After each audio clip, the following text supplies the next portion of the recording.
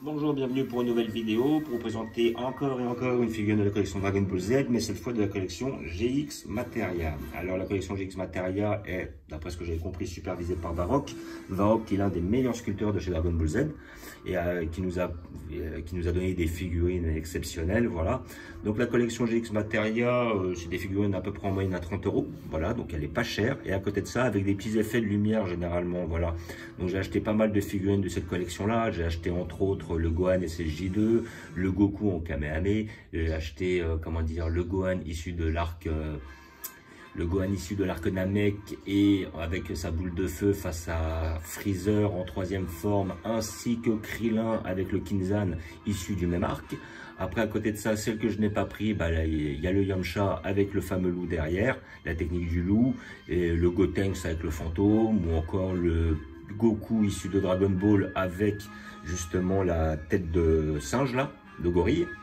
Voilà, parce que bon, des figurines comme celle-là, j'en avais déjà. Et puis Gotenks m'intéresse pas parce que l'arc ne m'intéresse pas, tout simplement. Et ce Vegeta me plaisait bien. Alors j'ai vu que, et je suis aussi pris le Freezer issu de l'arc Namek. Effectivement, le Freezer avec sa boule de feu, il est magnifique. Après, à côté de ça, comment dire, j'ai vu que prochainement, ils allaient sortir un Piccolo en train de faire le Makan Kosapo, c'est-à-dire son rayon où il se concentre sur le front avec ses deux doigts et qu'il l'envoie. Donc justement, on va y avoir ce fameux rayon et ce fameux Piccolo. Et après, à côté de ça, ils vont nous sortir bientôt un Kid Buu qui ressemble pas mal au Freezer, justement, parce que je crois que la boule, c'est quasiment la même. Voilà. Et donc, j'étais intéressé par ce Vegeta parce que bah, sur l'arc Saiyan, j'ai un Nappa. J'ai effectivement un Vegeta comme ça, mais dans le Space Pod, mais j'ai pas de Vegeta dynamique fait pour combattre quoi là-dessus. Alors que j'ai bien un, voire même 3 Goku de cet arc-là. Et j'ai effectivement la Ozaru Vegeta. Donc j'étais très intéressé par cette figurine, ce qui me permet justement de combler un peu cet arc-là. Et si un de ces quatre, ils nous ressortent un autre Raditz, parce que le Raditz issu de la collection S-Culture est quand même assez difficile à trouver, et puis il code bien au niveau du prix. Donc un petit Raditz, refaire un petit Raditz, ça serait intéressant. Franchement, ça serait pas mal. Voilà.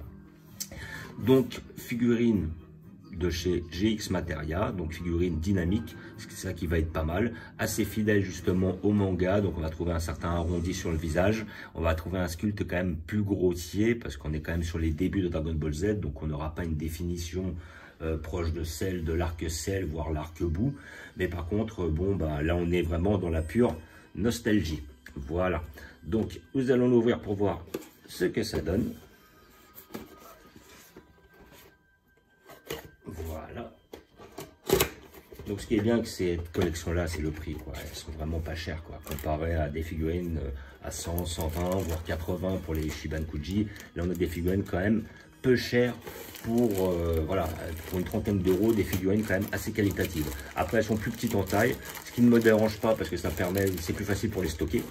Et puis la plupart des figurines que j'ai pris sont dans ce jeu de taille-là, donc ça fait pas réellement contraste. Mais c'est pas, ça, c'est pas mal. Voilà, donc hop, j'ai tout pris, je n'ai plus d'autres pièces. Hop, donc là, nous avons notre Vegeta qui est en une partie. Donc là, on a le haut du corps, le bas du corps, le socle, la tige, et d'un autre côté, la boule de feu. Voilà, alors la boule de feu, je sais pas, ouais, il y aura une tige, un socle, la boule de feu est à part. Un petit peu, elle est assez proche de... Pardon, elle est assez proche de Krillin, comme avec le Kinzan. Donc, voilà. Donc là, c'est le moment où, effectivement, si je dis pas de bêtises, hein, donc c'est le moment où il est sur Terre, il affronte Goku, et Goku veut lui balancer comment dire, un triple, enfin, un Kamehameha avec le triple Kaioken, et lui, il décide de sortir son fameux canon Garrick. Voilà, sa technique ultime. Et donc, bon, bah, ils font un match nul au départ. Et puis, bah, Son Goku décide de passer sur le quadruple Kaioken. Et c'est là où, en fin de compte, il le mange. Et là, c'est suite à ça que Vegeta crée une lune et décide de se transformer en Ozaru, comme vu sur la figurine. Donc là, hop, nous avons notre socle à mettre. Et toc, avec notre tige. Là, nous avons notre personnage qui est dynamique. Le moment où il fait cette boule, il est en l'air. Hein. Donc, c'est pour ça que nous avons un personnage qui n'est pas posé au sol. Voilà, hop, on force bien pour éviter qu'il y ait trop de jeu. Voilà, Donc là, on reconnaît bien que c'est cet arc-là, parce qu'effectivement, on voit qu'il a ces, comment dire, ces fameuses, je sais pas comment dire ça, une sorte d'épaulette, mais sauf que c'est pas aux épaules, hein, c'est la même chose, mais en bas au niveau de la taille, plus sa queue de singe. Sa queue de singe, il la perd suite à un affrontement où, quand il va se mettre en Ozaru, bah, il y a, comment dire, il y a Jirobe qui va lui couper la queue, et sa queue ne repousse jamais après. Ce qui est bizarre, normalement, sa queue aurait dû repousser, mais bon, après, voilà. Niveau scénario, ils avaient décidé de passer un stade au-dessus et de retirer les Ozaru pour, en fin de compte, partir sur plutôt les Super Saiyan, je pense. Donc les Ozaru, ils ne voulaient pas trop repartir là-dessus. Puis après, c'est vrai que c'est des combattants qui sont pas très faciles à gérer, vu qu'ils sont énormes. Mais quand même, la puissance du Ozaru, c'est la puissance du Saiyan multipliée par 10. Donc c'était quand même pas négligeable. Voilà, donc il y a quand même pas mal de pièces, parce que si on compte, il y a déjà 4 pièces sur notre Vegeta avec sa tige, son socle, le bas de son corps et le haut de son corps. Et après, on a 3 pièces pour la fameuse boule de feu ou le fameux canon Garrick.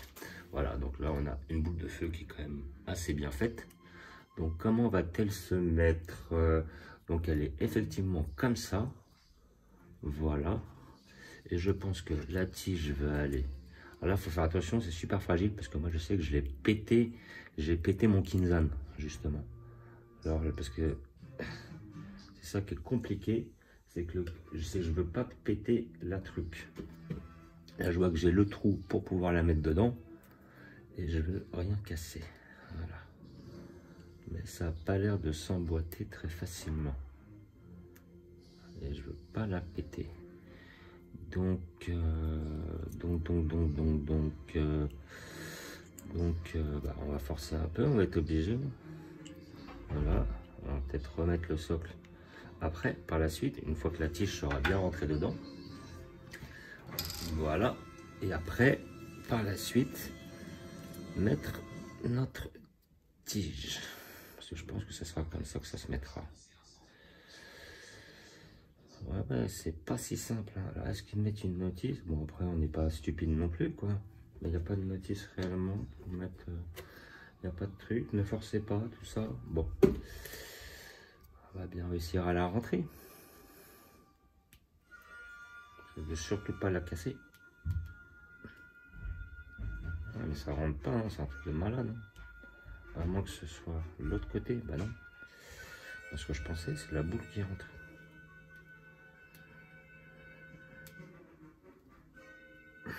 Ça veut pas rentrer, c'est un truc de malade.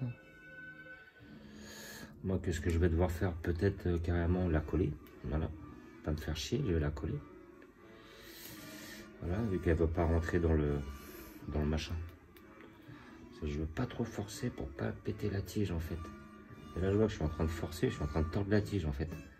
Donc, je vois que c'est pas forcément hyper bien conçu. Ça, c'est un gros dommage. J'espère qu'il y a des gens qui n'ont pas eu le même problème que moi. Ou alors ça va se finir avec de la colle, hein, tout ça. Donc grossièrement, ça ressemble à ça, quoi. Voilà. Ah, ça veut pas. Je vais reforcer. Hein.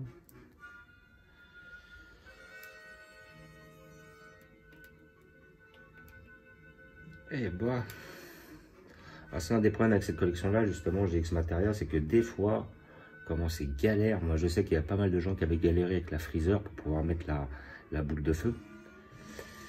Et moi, je galère bien comme il faut pour pouvoir le mettre dans la tige, quoi. Je sais que moi, j'avais réussi à péter le Kinzan de Krillin, quoi. Parce qu'une fois qu'il était rentré, je voulais le retirer une fois, et puis, bah, résultat, bah, ça a pété, en fait. Donc, le problème, il est là. Ah, j'ai réussi.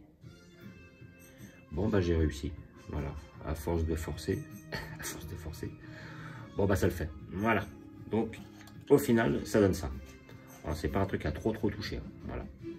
Donc voilà, grossièrement c'est ça. C'est comme ça qu'elle finira. Donc là après nous avons notre tige avec notre boule de feu. Voilà, ici présent. Voilà, donc pas mal. C'est bien fait, hein. Là c'est très représentatif et tout. C'est pas mal. Franchement c'est pas mal. Ça donne un petit effet, un petit dynamisme. Comme ça, quand il emploie son fameux canon Garrick.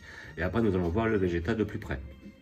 Donc le Vegeta, franchement, il est bien fait. Et on voit, il est à bout de nerfs, il est super énervé parce qu'il n'aime pas, il est très prétentieux et puis il n'aime pas réellement qu'on lui tienne tête. Et à côté de ça, surtout quand il pensait que Son Goku était un guerrier inférieur. Et à côté de ça, bah là, il est vraiment excédé quand il envoie sa boule. Et en plus, il voit qu'en plus, il se fait contrer, donc qu'il se peut que Son Goku soit plus fort que lui. Donc sinon, le sculpte est très bien fait, les gants sont bien faits. Ça aurait été bien d'avoir un petit effet de lumière là-dessus. Bon, après, tant pis. À côté de ça, le visage est bien fait, les cheveux sont bien faits. Après, à côté de ça, les petites épaulettes sont pas mal. Voilà, donc après, il faut bien forcer là pour éviter d'avoir un jeu. Moi, j'ai un petit jeu, mais après, je vais reforcer, je vais le remettre là-dessus. Après, à côté de ça, on a les jambes qui sont bien faites. Il tient bien sur le socle. Et on a la petite queue. Franchement, le personnage est très bien réalisé, très représentatif de ce moment-là du manga. Justement, là où ils ne font pas l'erreur, c'est de donner un autre design. Et donc, au final, ça donne ça. Voilà. Donc, j'ai prévu une place pour notre personnage. Voilà. Je vais le placer dans l'arc Saiyan. Hein. Comme sur la précédente vidéo, j'ai maintenant fait un peu de place sur l'arc Saiyan. Donc, il va pouvoir trouver sa place. Là, je suis obligé de mettre le socle parce que la figurine est dynamique, elle est en l'air. Donc, je ne peux pas m'en passer. Contrairement à des persos qui sont, on va dire, assez statiques. Voilà. Donc, je vais vous montrer où je vais la placer. Voilà. Donc notre personnage, hein, qui est quand même très bien fait, très bien réalisé. Hein. Franchement, je suis satisfait. Au niveau qualité-prix, il est très bien. Franchement, il est superbe. Et je vais le placer juste derrière. Voilà. Donc je voulais le placer à côté de lui-même, en Space Pod. Voilà, juste ici. Voilà. Là, nous allons avoir notre Vegeta. Là, lui, hop, il va se barrer juste là-bas. Notre petit Raditz. On s'en fiche. Et après, notre fameuse tige avec notre fameuse boule ici présente. Voilà. Donc, je vais voir, peut-être le mettre un petit peu plus de profil. Ici présent, comme ça, et puis avec sa boule de feu. Voilà, là, on est vraiment dans le thème. Avec notre Nappa, notre Goku Super Saiyan, enfin, notre Goku Kaioken, pardon, notre fameux Ozaru, voilà, comme je vous disais tout à l'heure. Notre Goku avec notre petit Gohan, voilà. Notre Goku qui justement s'apprête à affronter Vegeta. Et notre Vegeta dans le Space Pod. Donc moi le seul Vegeta que j'avais c'était ce Vegeta quand il arrive dans le Space Pod. C'est pas réellement une figurine, c'est un rajout sur le Space Pod. Mais c'est pas mal, ça faisait le taf. Et en fait j'attendais vraiment un petit Vegeta de cet arc là. Voilà. Et il est magnifique. Ah, moi franchement quand je l'ai vu je voulais tout de suite. Je dis c'est celui qui me manque. Et j'espère avoir bientôt un vrai Raditz. Autre que celui-là, mais c'est bien de l'avoir déjà. Il est mignon ce petit Raditz. On dirait une sorte de gâchapon. Voilà. Donc, comme d'habitude, je vous remercie d'avoir regardé.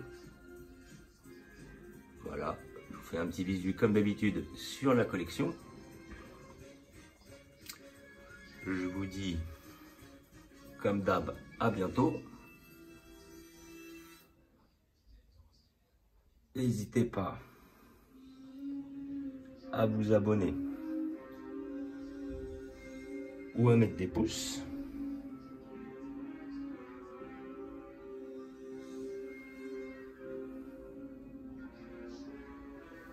Voilà, nos fameux C19, C20 arrivés lors de la précédente vidéo, lors des précédentes vidéos.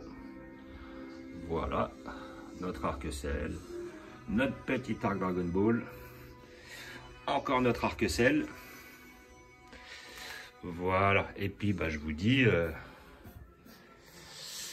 à bientôt.